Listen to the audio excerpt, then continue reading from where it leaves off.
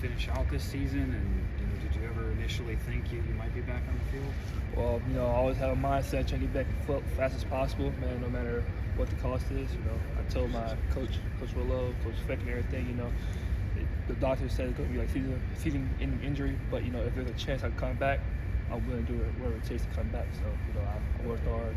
It's hard to our time during the season trying to come back, try to bring some type of use to this team. So, those are the main goals. It's hard to our time to strive and try to get back with the boys that I plan on playing for the season. So, yeah. What was the,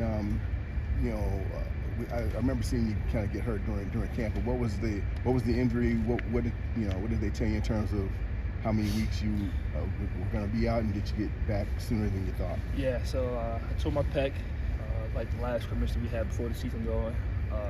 Told me it's going to be like 4 to 6 months injury, pretty much the whole entire season gone. So they said that, I had no business being back, but they said if you work hard enough for it, though, you could come back in 3.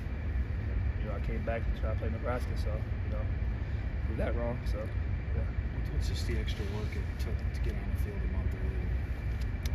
It's in the weight room, these constant rehab, man. I'm working out twice a day, doing rehab twice a day, trying to make sure I get the right vitamins and collagen shots in me, trying to heal the muscles as fast as I can, just nonstop working out 6 days a week, man. It's not easy, but, I'm willing to do whatever it takes to help this team out as much as I can this year. So.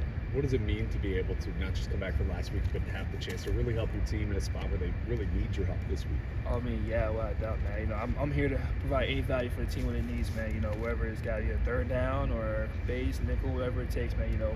I trust Coach Fick's decision what he's gonna plan for me for this week and everything, and what the future portends for us. But I'm just grateful that I even have this opportunity to put these pads on instead of Camp Randall.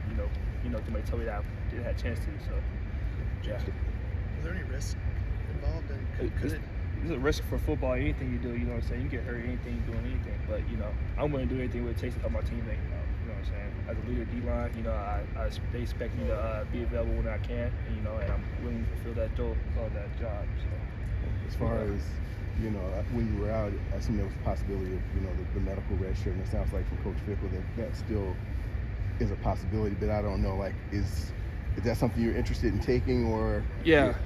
Me and Coach Fick, we still gonna talk about it some more and everything. But I've been told, medical red shirt is based on percentage of games you play. So even if I played this game or even the whole game, I still have a medical red shirt. So but me and Coach Fick gonna talk more so after the season going. But right now, we focus on Minnesota. That's a big game we got going on.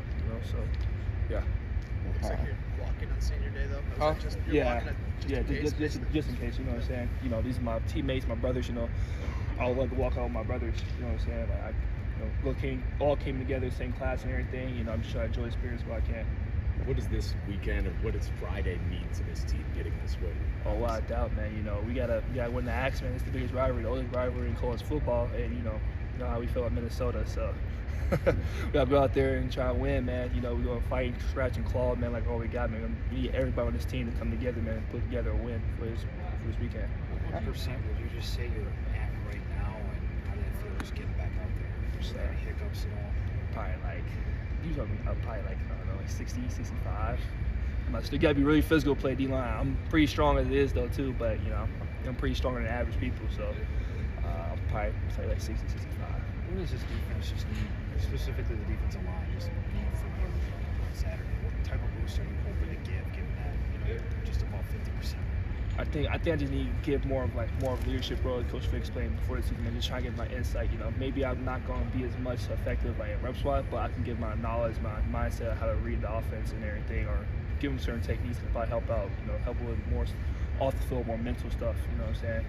But that's probably my main goal is to help with that. So, and on top of that, how careful do you have to be that when you're out there, you're not hurting the team, knowing that you can't give what you typically would on any given Saturday? 100%. Yeah, I'm not going to put myself out there if I know it won't be a reliability. You know what I'm saying? That's when we got guys like DJ, Brendan, Kurt, Ben, all the other guys. Or even Fields or Mel. You know what I'm saying? We got the other guys shuffling the pads, get ready for it. So once I feel like that, I can't help the team out the way I wanted to. Sit me out. If things were going well, would you be doing this right now, or is this a matter of? it don't even make sense, to be honest. I just love the game of football, man. I just want to play with Wisconsin Badgers, man. You know, some things don't make sense to a lot of people, but I know at the end of the day, man, you know, I wouldn't do anything for this team, man. You know, that's what I set up for. So. Do you feel like you gained a whole new perspective after having the season taken from you and now getting to come back? 100%, man. You know, it's a classic thing, man. Don't take anything for granted, man. You know, you never know it's your last play of playing college football or not, man. You know, I realized that at this opportunity, man, you gotta make the most out of it. You know, instead of just just sit here, just think about, oh man, I'm out for it the whole season, man. You know, it's nothing for me to do. You actually still have impact and value for the team. So, you know, I try my best to take the optimism of it, the bright side of things. You know, trying to make the most out of it as best as I can. James, how hard was it to watch though? Man, sometimes it is hard, man, because I know, like, man, I know this year I give you such a big impact, man. Like, you know, the big games we had this year, like with Oregon or Penn State or Bama, even, you know, I know that I can bring so much impact to this team and everything, but seeing me be able to not be able to step on that field with those times for crucial moments with the guys counting on leaders to go out there and play, man, you know, it hurts a little bit. But at the end of the day, man, I know that these guys work their butts off and try to prepare the best they can, man, you know, and all I can do is try to help them guide the way for them, you know. When did you start practicing? What kind of timeline of being able to get to a point where you can play? Well, I started practicing probably like 3 weeks ago, actually. Doing some indie, trying to get my arm motion back and everything. First thing you gotta get going is a range of motion, but and then after that, the strengthening part. But it's been pretty quick, man. You know, I was not expecting to practice that early when it comes out. You know, you saw the little video on Twitter where Elijah Hill's mic'd up and, you know, I'm in the background and everything. That was like my second week of practice going on. So just trying to get my body, mind prepped up, ready for the season. And when did you feel like you could play? I feel like I could play probably like, I probably feel the most confident last week, to be honest. You know what I'm saying? The first couple of weeks was like so like, you know, I missed out 3 months of football, you know what I'm saying? So getting the conditioning right, the striking right, be able to digest the playbook and get your body getting used to the techniques and everything. But I'd say last week probably the most confident I've ever been. So. And in terms of playing, I mean, on the injury report, you were listed as questionable. Yeah. Was your playing, was it based off of what you did in warm-ups? Was it, or did you know even, you know, going into the game that you were pretty much going to be? Well, it said questionable in my head. Had my mind, I was playing. You know what I'm saying? Like in my head, I don't care what that thing said questionable. I'm going to go. You know what I'm saying? Like I think mind over matter when it comes to this type of sport, man. If you tell your mind that you're not going to play, then you're going to tell your body you're not going to play. You know what I'm saying? But if you tell yourself you can play, you're going to play. So. Yeah. I'm more so like, you know, the thing says questionable, but in my head I'm like, I don't care, you can play. So. Yeah. And I've never had that injury. But if you had to describe what it's like, and when it happened, did you immediately know what it was, or you just knew something was really wrong? I just knew, like, I just felt like my arm just locked up on me, like right here, like my middle of the pec, it got locked up, and I couldn't like extend it. But then like 5 minutes later, I extended, I felt like normal, and then I got evaluated. Like I had no deformities, so my pec looked normal. And then I could actually I could actually strike still and have no range of motion. But then not until I got my MRI, I felt like, oh, it's a pec tear. Oh, okay. Is it full tear? Yeah, full tear. You're such a positive guy. Yeah. You've seen a lot here in 5 years, though. If this is it, like if you decide not to come back, how would you describe your career or everything you've seen here? That's a really good question, man. Yeah, heavy hitter right there. Jeez. Oh man. I'd probably say. Yeah, I gave you a second one with that one. Hold up, man. That's fair. Past 5 years, how I would describe my experience in Wisconsin, man. Are you content with the way it went?